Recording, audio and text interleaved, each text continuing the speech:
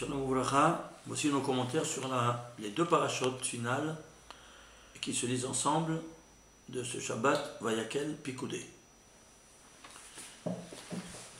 Voyons un peu dans ce tableau-là, nous voyons que les 5 dernières parachutes du livre de Shemot parlent de la construction du Mishkan.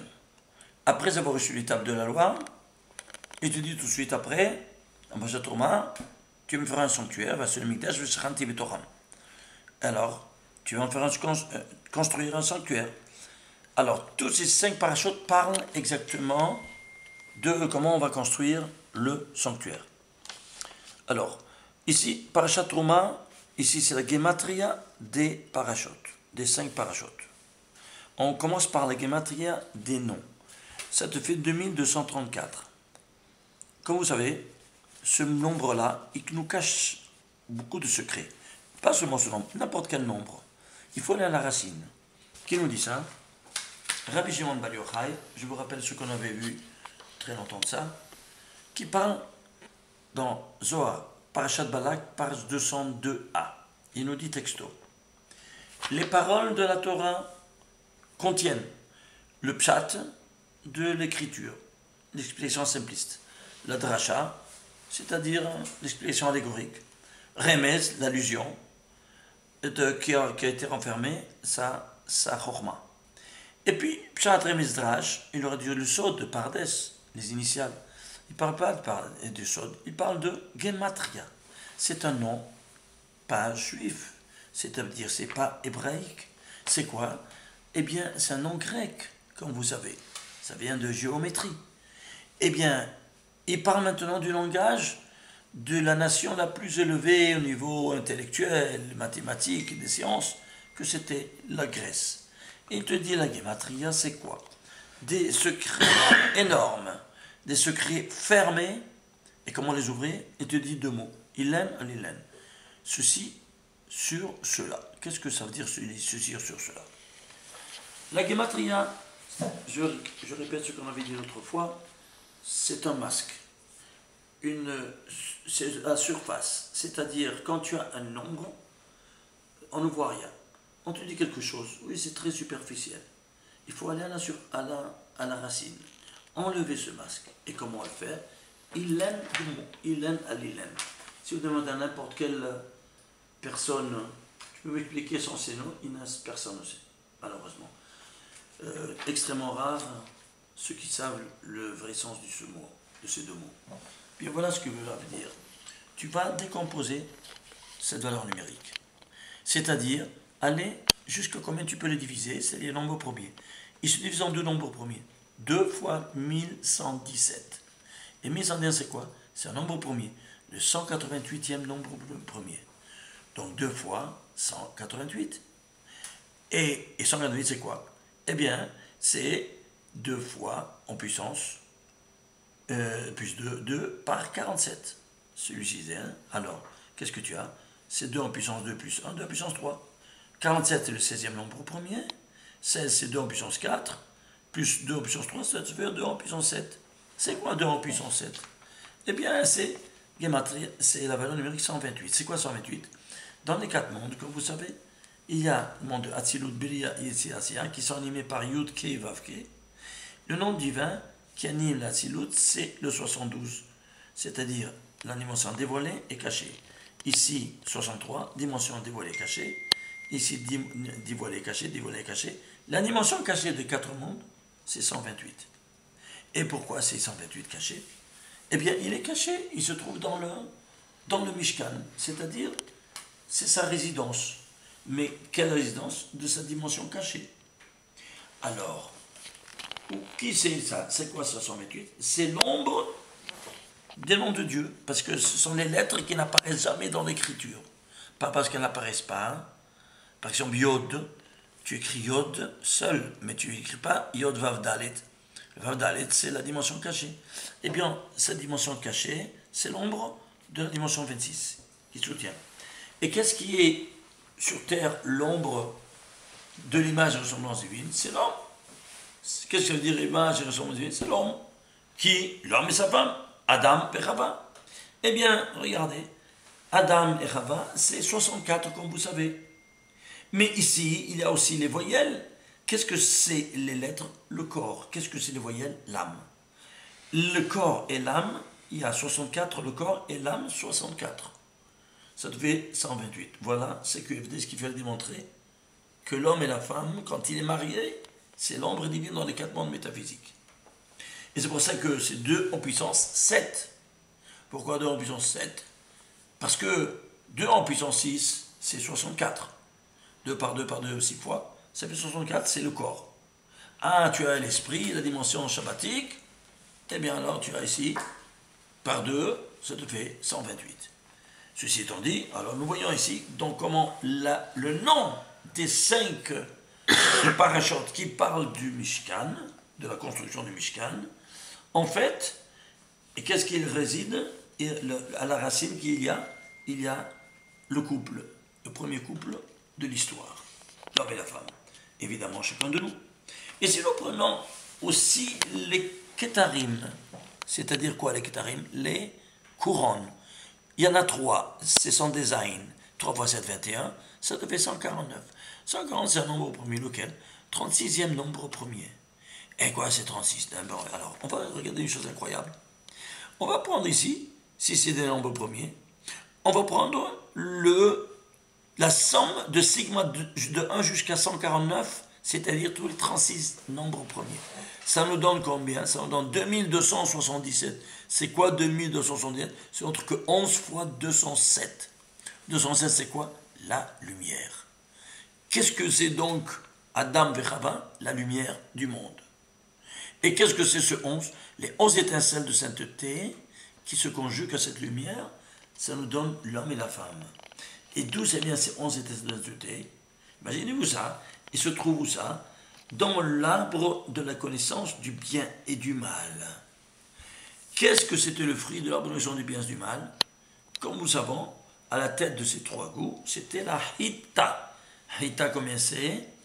11 plus 11. Pourquoi 11 plus 11? Ça fait 22. Gematra Hita, le blé.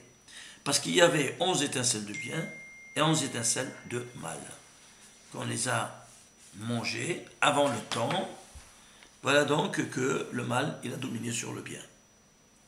Alors, ceci étant dit, alors maintenant, si on aurait mangé ce fruit-là, de la connaissance, le Shabbat, on aurait pu rentrer dans l'Eden et manger du Etz HaHayim. C'est quoi Etz HaHayim? Eh bien, l'arbre de vie éternelle. Combien ça vaut? 233. Mais regardez ici, il y a quelque chose d'incroyable. Etz Hadat Tovara, c'est 932. C'est quoi? C'est 4 fois 233.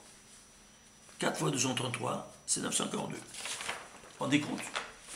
Alors, ceci étant dit, comment c'est possible? Pourquoi? Parce qu'il y a ici 4 mondes.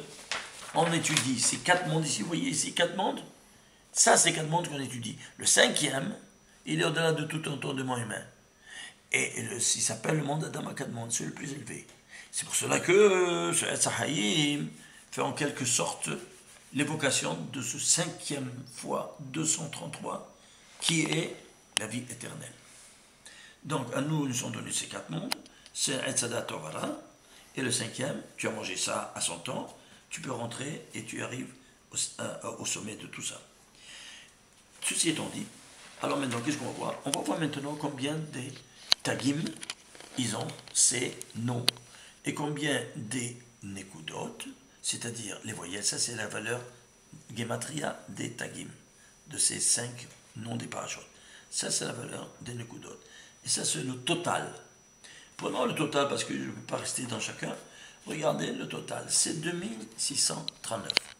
Je veux savoir qu'est-ce que c'est 2739, je le décompose. Ça te fait 7 par 13 par 29. Vous le décomposez comme d'habitude, vous voyez. Et qu'est-ce qu'on arrive? On arrive ici, la base c'est 2 en puissance 5 par 3. Tu fais le produit, ça te donne 96. Traduit en lettres, c'est Tzav. Tzav, c'est quoi? Ordre, j'ordonne. Qui c'est qui ordonne? La royauté, qui se trouve maintenant résider dans ces 5 parachutes. Comment s'appelle la royauté? La Malchut. Combien ça vaut le mot Malchut? Imaginez-vous ça. Malchut, ça vaut 499. 499, c'est quoi? C'est un nombre premier, lequel? Le 96e nombre premier. Incroyable. Lequel? 96e nombre premier, c'est 499. 499, la Malchut, c'est la royauté. Alors tu vois que tout est interrelationnel de manière la plus spectaculaire.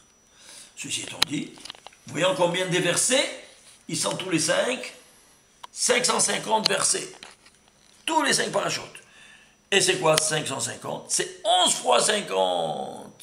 C'est 11 étincelles de bien qui résident, où ça? Dans l'Éden. Où ça? Le Gan, je répète, il y avait le Gan du Éden. C'est-à-dire quoi? Tu as un pavillon, et pour entrer dans le pavillon, tu as un jardin. Dans le Gan, il y avait l'Etzadat Tovara. Dans le Éden, il y avait l'Etzahayim. Alors, si tu aurais mangé à son temps, tu aurais pu rentrer à l'intérieur et prendre ces 11 étincelles de bien et avoir la vie éternelle. La preuve, Gan, on a dit, c'est quoi? Gimel Nun, c'est 53? Non, c'est pas 53, c'est 3 fois 50. C'est-à-dire, tu vas faire 3 fois 50 dans le temps, dans l'espace et dans la matière. Tu arrives à faire ces 3 fois 50? Eh bien, c'est quoi dans l'instant, l'espace et la matière? Eh bien, tu comptes dans le temps 50 jours pour recevoir ta Torah. Dans l'espace, quand on est sorti d'Égypte, on a compté 49 étapes dans le désert. Et puis on est allé dans la 50e porte, c'est la Eretz Israël. Et la matière, on a reçu 49 prophètes. Eh bien, rentre en Terre Sainte avec ta Torah. Et pour recevoir qui? Le Mashiach ben David, le 50e personnage. Voilà donc, c'est 3 fois. Quoi donc? 3 fois 50. C'est pour ça que David Ameller, il va écrire 150 Pirkei Teilim. C'est dans cette même optique des choses, qui loue le Créateur. Ici, on a justement, si tu as fait le Gan, 3 fois 50, alors tu rentres dans le Eden. Comment tu crées Eden? C'est Ad Nun. Tu arrives à la porte 50. Tu arrives au but. Et c'est pour ça qu'à la fin des temps, quand il viendra le Mashiach, on ne s'appellera plus Israël, mais on va changer de nom, comme vous savez. On s'appellera Yeshurun.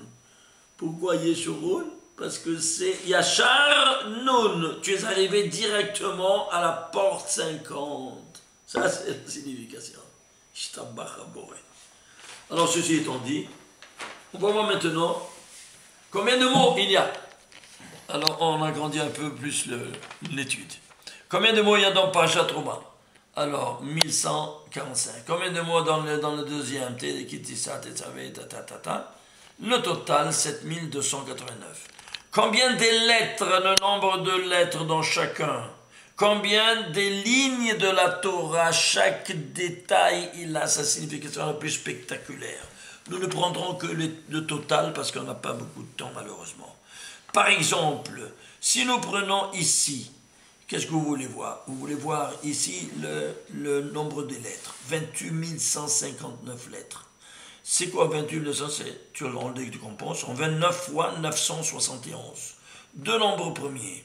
Le 29, c'est le 11e nombre premier. Et le 971, c'est 165e nombre premier. Si tu fais le résultat, ça fait 1815. Un petit arrêt s'impose ici. Quoi donc? Regardez. Ce qu'il y a ici, quand on a construit le sanctuaire, le jour de l'inauguration, nous disent nos Chachamim, qu'il y avait la même simcha du jour de la création de l'univers pour le ciel. Alors, on va faire ce parallélisme. Ici, on va étudier ce qui s'est passé à la création du monde. Et ici, à la fin de la création de la construction du sanctuaire. Alors, la création du monde, elle a été faite selon le plan de la Torah qui est régi en 5 livres, qui sont 4 livres de la Torah, le 5e, le résumé des 4. La même chose ici, il y aura 5 parachutes, 4 seront détaillés tout ce que tu vas faire dans la construction du sanctuaire, et le 5e, c'est un résumé. La même chose. Incroyable. Peut-être que c'est le jeu du hasard, on en voit. Ici, la fin de la création, on trouve quoi? 92 éléments fondamentaux créés dans tout l'univers. 92 éléments, pas plus ni moins. On l'a déjà vu dans notre livre par Bereshit, Barachit, et c'est tout un livre. Très bien, il y a 92 éléments fondamentaux dans deux tableaux de Mendeleïev. Alors, si j'ai ainsi, eh bien, là, ici, la fin de Parashat Pekudei, il a 92 versets. C'est drôle, hein? Le résumé total. Ici, qu'est-ce qu'il y a? Il y a 12, donc les éléments, 92 éléments fondamentaux, ça fait que chacun, 92 éléments fondamentaux, c'est-à-dire 92 électrons. Et s'il y a un électron qui rentre en collision avec l'autre dans cette trajectoire, c'est la bombe atomique, c'est l'explosion atomique. Alors Dieu, il a donné à chacun un masloul, c'est-à-dire une autoroute. La première autoroute, elle renferme 2, elle est saturée. C'est terminé. S'ouvre une deuxième autoroute avec 10 saturations. La troisième autoroute, c'est 18, et ainsi de suite. Combien des autoroutes il y a pour qu'il n'y ait pas de collision? 10, il a fait 18 couloirs. 18 couloirs, oui. Eh bien, on va prendre ici Parashat Pekudei du jour. Il y a 18 fois le verset Ka'asher Tziva Hashem El Moshe. C'est-à-dire, on répète maintenant tout ce qu'il a fait, en résumé ici, et te dit, il a fait ça selon l'ordre divin. Il a fait ça selon comme il a dit, donc 18 fois, 18 fois. Incroyable, hein? Ici, qui c'est le personnage clé? Adam. Et ici, qui c'est le personnage clé dans l'inauguration sanctuaire? Eh bien, c'est Aaron HaKohen, le grand Kohen Gadol, le premier Kohen Gadol de l'histoire. Eh bien, Aaron, ce n'est autre que les initiales de Adam Harishon Rosh Nivraim. Aaron. Je répète, Adam Harishon Rosh Nivraim, à la tête de toutes les créatures. Et ça, c'est Aaron. Je t'embarque, moi. Aaron. C'est clair? Et tu parles d'Adam. Donc, il est le contrepoids. Ici, de Bereshit jusqu'à la Hassot, le récit des 7 jours est rédigé en 1815 lettres. Ici, toutes les 5 parachutes sont rédigées en 28 159, que tu le décomposes, ça sort combien? 1815. 1815, nombre premier. En lettres, parce que ça c'est en lettres, nombre de lettres, ici, nombre de lettres. Jeu du hasard, incroyable. Hein? Oui, cette dimension incroyable. Ce parallélisme incroyable. Avançons. Dans 1815 lettres, il y a, quoi donc? Il y a 184 fois 26. C'est quoi 184 fois 26? Alors, suivez-moi. 184 fois le nom de Dieu 26. Pourquoi? Regardez. Il y a 92 éléments, on a dit, éléments fondamentaux qui ont été créés. Ça, c'est au niveau inorganique. Mais il y a 4 mondes. Il y a le monde minéral, végétal, animal et humain. Ce qui est en bas et en haut, dans la même mesure d'intensité. Et alors, s'il y a 92 ici, il doit y avoir 92 là-haut? Oui. Eh bien, tout le patrimoine génétique de l'homme sera renfermé, comme vous savez, dans des cellules. Et chaque cellule sera composée de 23 paires de chromosomes. Alors, l'homme, il a 23 paires, c'est 23 double, ça fait 46. Et la femme, 46. Pour donner une nouvelle créature, il te faut 46 plus 46, 92. Donc 92 plus 92, du début à la fin, ça te fait 184. Eh bien, si nous prenons le récit des 7 jours, nous trouvons que le nom de Dieu 26 se trouve codé 184 fois dans tout le récit des 7 jours, de Bereshit jusqu'à la Hassot. Justement pour nous signaler, chaque nom divin, chaque code, il va animer soit au niveau inorganique qu'au niveau organique. Si c'est ainsi, alors la Parashat Pekudei, c'est quoi Parashat Pekudei? Eh bien, la racine de Pekudei, c'est Pagod. C'est quoi Pagod? Pagod Ifkod, c'est le mot-clé de la délivrance que Yosef dévoile à ses enfants en disant, celui qui dira Pagod Ifkod, c'est lui le libérateur. C'est drôle, hein? Ça, c'est le mot-clé. Avançons. Ici, donc ici, c'est l'unité divine, il est seul. Alors ici, qu'est-ce qu'on a? Allons voir. Alors, on va continuer les 28 159, on continue. Et qu'est-ce qu'on a? Eh bien, ce nombre-là, on continue, ça c'est le 6e nombre premier, ça 165, c'est 11 fois 15. Wow, c'est quoi 15? Eh bien, regardez. Ça, c'est 15, c'est Yud Ke, et ça, c'est Vav Ke. En multiplication, les deux premiers, par les deux premiers, c'est-à-dire quoi? Ça, c'est le nom de Dieu, qui est interrelationnel. 6 fois, pourquoi 6 fois? Le nom de Dieu, parce que il a créé en 6 jours l'univers. Et c'est arrêté. Alors, qu'est-ce que tu as ici? Eh bien, tu as Hashem Echad. Eh bien, voilà Hashem Echad qui se trouve ici. Alors, si c'est Hashem Echad, où se trouve ici Hashem Echad? Bon, c'est simple. Regardez. Si vous prenez ça, nous remontons déjà au départ. 28 159 lettres. Si tu 29 par 971, ça te fait 29 fois 971. Incroyable. C'est quoi à l'intérieur de 971? Eh bien, 29 plus 971, ça te fait 1000. Vous êtes d'accord? C'est 1000 ou pas? Très 1000. Comment tu dis 1000? Elef. Elef, c'est Aleph. Aleph, c'est 1. Voilà. On retrouve ici. Au départ, ce qu'on a trouvé ici, il se trouve camouflé dans le nombre de lettres de ces 5 parachutes. Et si tout ça ne te suffisait pas, ici, donc on a vu cette naissance qui s'impose, 46 chromosomes de l'homme, 46 chromosomes de la femme, il faut 92 pour donner une nouvelle vie qui est composée de 5 degrés d'âme. Nefesh, Ruach, Neshama, Haya, Yahida, comme vous savez. Très bien.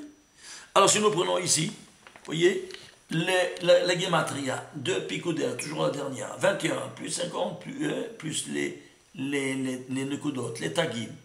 Et le total, ça fait combien? 271. Incroyable. Qu'est-ce que c'est 271? C'est la valeur de quoi? Eh bien, de la naissance d'une personne qui naît après 9 mois de 30 jours. Comme dit le Talmud,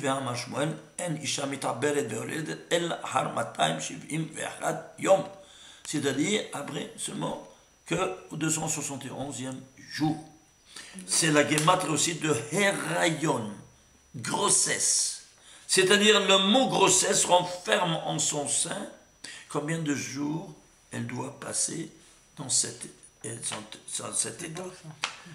Alors ceci se permettent, qu'est-ce qu'on a? Eh bien, ce 5e paracha, puisqu'il y a 5 degrés, 5 parachas, tu trouves qu'il a 92 versets, on a dit. 92 versets, oui. Alors, vous voyez, 92 versets, ici, 92 versets. Mais ces 92 versets, il a 50 les tagim, plus comment ça s'appelle, les tagim et les nekudot, et la gematria du mot Pekuda. Combien ça te fait? 271. 261 jours. Et il te dit exactement le mot Pekuda. Parce que, Pakod Ifkod, la délivrance, elle vient après 261 jours. Ceci étant dit, on a commencé un peu à voir les choses. Maintenant, si nous prenons par exemple, regardez les choses incroyables, si nous prenons le nombre parmi les 28 159 lettres, il se trouve, prenons le mot Mishkan. Mishkan, c'est quoi? C'est le sanctuaire. Eh bien, le même, il se trouve 2222 fois dans ces 5 parachutes, dont 28 159. 2222. Le Shin, il se trouve 1821. Le Chaf, il se trouve 957 fois. Et le Nun, 1257 fois. Le total, c'est 6257. C'est quoi 6257? Un nombre premier, lequel? Le 814e nombre premier. C'est quoi 814? Ce n'est autre que le nom de Shakai, écrit en entier, Shin, Dalet, Yod, qui n'est autre quoi qu'une mezouza, la fonction de la mezouza qui te protège dans toutes tes entreprises. Où ça? Chez toi à la maison. Et quand le Mishkan, il se trouve au sein de la nation juive, c'est comme une mezouza pour toute la nation juive. Incroyable. Vous voyez ça? Ça, c'est la fonction chez Amat et Ramadai, et qui vient te protéger comme la mezouza. Ceci étant dit, alors on va voir maintenant un pas ultérieur. Ce 233 là, que c'est Asahim, allons voir à qui ça donne la vie. Alors on va à la racine. Qu'est-ce qu'on va faire? On va prendre ici, et le 233 c'est quoi? C'est un 52e nombre au premier. Et tu vas faire le sigma de 1 à 233, tous les 52 nombres premiers, c'est tout sort 5351, qui est un nombre premier, qui est le 709. 709 est un nombre premier, le 128, un nombre premier, 128, c'est quoi? Donc puissance 16, on retourne au départ, que quoi? que c'est l'homme et la femme. Je n'ai pas compris ça. Ici, on a pris ici, Etzahaim. À qui elle donne cette vie éternelle? Le résultat, c'est-à-dire tu prends la somme des 52 nombres premiers de 1 à 233. En nombre premier, ils sont 52. Ça te fait 5351. C'est un nombre premier. Lequel? 709. Et 709, tu ne peux pas le diviser, c'est un nombre premier. Lequel? Le 128e nombre premier. 128, tu vois, on est déjà arrivé là-bas. C'est quoi? C'est 2 en puissance 7. 2 en puissance, c'est quoi? C'est l'homme, Adam et Chava. Autrement dit, quoi donc? Etzahaim, c'est quoi? C'est la nourriture qui donne la vie éternelle à qui? À l'homme et la femme. Ceci étant dit pour le Etzahaim. Alors maintenant, on va voir maintenant, je donne un petit exemple de ceux qu'ils ont apporté comme donation. Vezot Ateruma, la première paracha, tu dis voilà ce que vous allez vous apporter en donation pour construire le sanctuaire. Asher Tikru Nitam. Zahar, Chesed Menachoshet. Tu vas prendre chez eux le l'or, de l'argent et du cuivre. C'est le 2196e verset de la Torah. La Gematria, c'est 3510. Ici, il se trouve ça dans l'Exode, 25e chapitre, 3e verset. Alors, on va prendre maintenant ces trois. Zahav, Chesed, Nechoshet. L'or, l'argent et le cuivre. Leur Gematria. Les Tagim. Les Nekud et puis le total. Et puis maintenant, ici après, les électrons, le poids atomique et la correspondance aux mathématiques en nombre premier. Regardez quelque chose d'incroyable. Ici, si on fait la valeur numérique simplement des lettres, ça te fait 932. Pourquoi je dois apporter ces trois espèces? Je ne comprends pas. Tu sais pourquoi? Parce que toi, tu as mangé du Etzadat Tovara qui vaut 932. En correspondance d'avoir profané l'ordre divin et que tu as mangé du fruit défendu qui s'appelle Etzadat Tovara, c'est 932, tu vas apporter 932 Comme Tikkun. Comme Tikkun. C'est clair? Tu dois payer. Tu as une amende à payer. Bon, en quelque sorte, une amende. Mais de cette manière, tu fais résider maintenant qui? La présence divine. En terre. Parce que tu l'as chassé. Malheureusement, à cause de nos innombrables péchés. Alors, ceci étant dit, voilà donc que ici, j'ai 932, j'ai fait le tikkun avec ces trois. Maintenant, allons voir ici maintenant si je prends le total. Le total de ces deux, c'est le total, grand total, c'est avec les lettres, les tagim et les voyelles, ça donne 1168. C'est quoi 1068? 2 en puissance 4 par 73. C'est quoi? Eh bien, 2 en puissance 4, c'est là-bas, c'est 16. Et 73, c'est le 22e nombre premier. On retrouve quoi? 26, c'est le Zohar. Le Zohar, c'est l'épée du Créateur, qui est Yod Vav, et qui tranche pour notre bien. Eh bien voilà, il tranche avec quoi? Avec le quoi? 22. 22, c'est quoi? La Hita. Ce qu'on a mangé du Etzadat Tovara, c'était la Hita. Hita, c'est combien? 22. 11 du bien et 11 de mal. Que maintenant, ils sont réparés, et tu as tranché maintenant pour le bien, n'est-ce pas? Avec ton offrande que tu as apportée, ces trois espèces. Ceci étant dit, alors maintenant, qu'est-ce qu'on a ici? On a ici maintenant le poids atomique. Le poids atomique, c'est combien? Alors, le poids atomique de Zahav, c'est 79. De Kesef, c'est 47. Et de l'or, de Nechoshet, c'est 29. Le total, 155. C'est quoi? C'est 5 fois 31. C'est quoi 5 fois 31? Alors, 5 fois 31, c'est quoi? Regardez. Le monde a été créé par un petit Hei. Ainsi, nous dit le Talmud, dans Masechet Menachot, page 29, sur le verset, 35e verset de la Torah. Voici l'histoire de la terre et du ciel et de la terre à leur création. Ce Hei, il est minuscule. Quoi, il n'avait pas suffisamment d'encre, mon cher Rabbeinu, pour écrire? Non, c'est tout des secrets. Avec ce Hei, nous dit la Gemara, le monde a été créé, le ciel et la terre. Comme ça petit, ouais, comme ça petit, on va voir. Alors, on va prendre maintenant, pourquoi petit? Parce que tu dis, il y a la loi de l'hédonisme, c'est-à-dire, le monde a été créé avec la loi de néodéisme, c'est-à-dire minimum de dépenses pour avoir un maximum de résultats. C'est la loi qui régit toutes les disciplines de la connaissance humaine. À partir de l'économie, tu dépenses minimum pour avoir un maximum de profit. Si tu n'as pas ce critère, tu es destiné à faire faillite, n'est-ce pas? C'est comme ça que ça fonctionne dans le commerce. Ainsi, il en est dans la thermodynamique, dans la physique quantique, dans la physique des solides, des liquides, toutes les disciplines sont ainsi régies par cette loi. Alors, on va prendre ici la lettre la plus économe. On va écrire les lettres en entier, A, Aleph, Bet, Gimel, et on les prend en entier. A, Aleph, c'est pas 1, c'est 111. 1 plus 30 plus 80. Bet, 412, ainsi de suite. On va prendre la lettre la plus économe. Laquelle est-elle?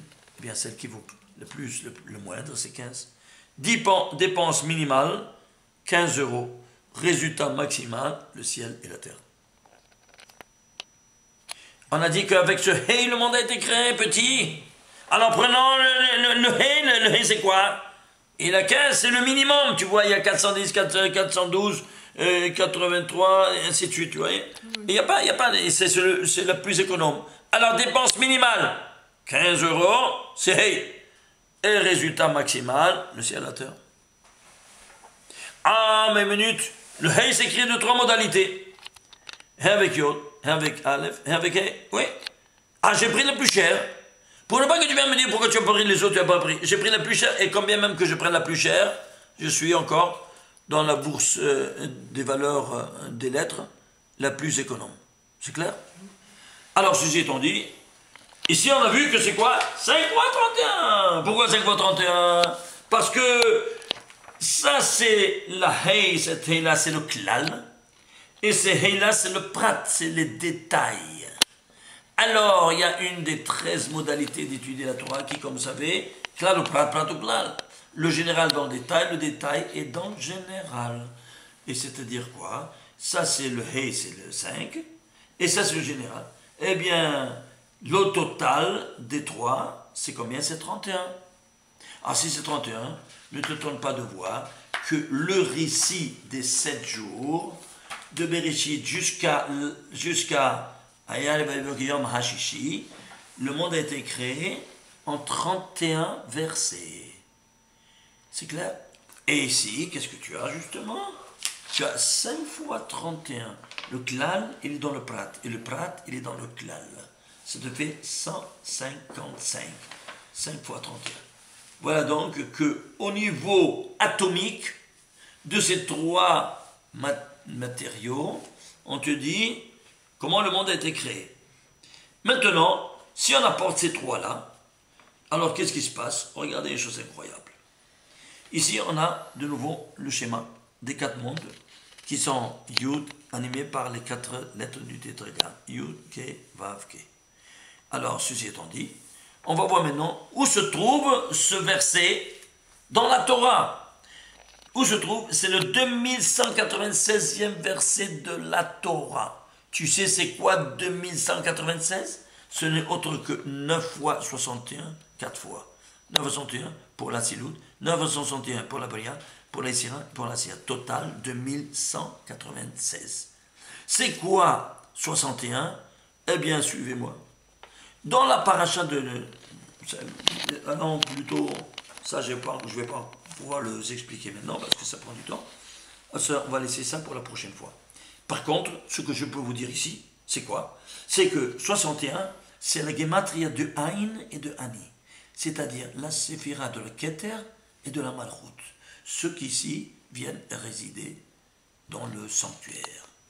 Et c'est pour ça qu'il y a 61. C'est quoi 9? Les 9 séphirotes qui donnent de leur lumière de la Keter jusqu'à la Malchut. Toutes les 9 qui donnent. Et ceci étant dit, je termine avec ça. Et ici, qu'est-ce qu'on a? On a 3. Donc on a ces 3 qui sont les 3 derniers mondes que vous devez savoir. Le dernier monde de l'Asia, il y a 90% de mal et 10% de bien. La Yetzira, 50% de bien, 50% de mal. La Bria, le contraire du dernier. Il y a 90% de bien et 10% de mal. Ici, par contre, c'est 100% de bien.